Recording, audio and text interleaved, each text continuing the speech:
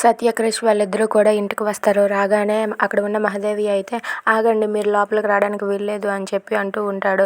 అయినా ఈ ఈ ఈ అమ్మాయిని అనాలి, ఈ అమ్మాయి నాన్న వల్లే కదా ఇదంతా జరుగుతుంది అని చెప్పి మహాదేవి అంటూ ఉంటాడు. అది విని క్రిష్ అయితే బాబు ఏం మాట్లాడుతున్నావు, నువ్వు సత్యని ఏమైనా అంటే మరి బాగోదు, సత్యని ఏమనకు బాబు అని చెప్పి అంటూ ఉంటాడు.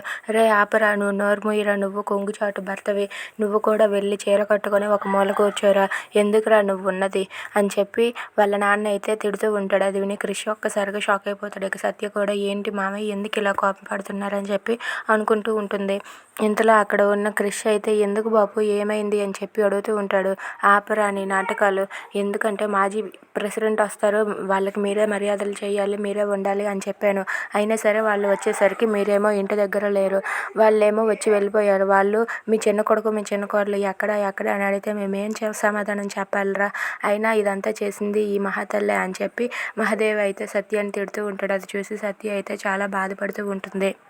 ఇంతలో క్రిష్ అయితే ఎందుకు బాబు ఆ మాత్రం దానికి ఎలా కోపడతావు అని చెప్పి అంటూ ఉంటే, నోరు మొయ్యరా, ఇంకెప్పుడు నాతో మాట్లాడుకు, ఇదిగో దేవమ్మ ఇంకెప్పుడు నీ చిన్న కొడుకుని నీ చిన్న కోడల్ని నాతో మాట్లాడొద్దని చెప్పు అని చెప్పి మహాదేవయ్య అయితే సత్య అలాగే క్రిష్ వాళ్ళతో అంటూ ఉంటారు. అది విని వాళ్ళిద్దరూ అయితే ఒక్కసారిగా షాక్ అయిపోతారు. If you like this video please like, share and subscribe. Thanks for watching.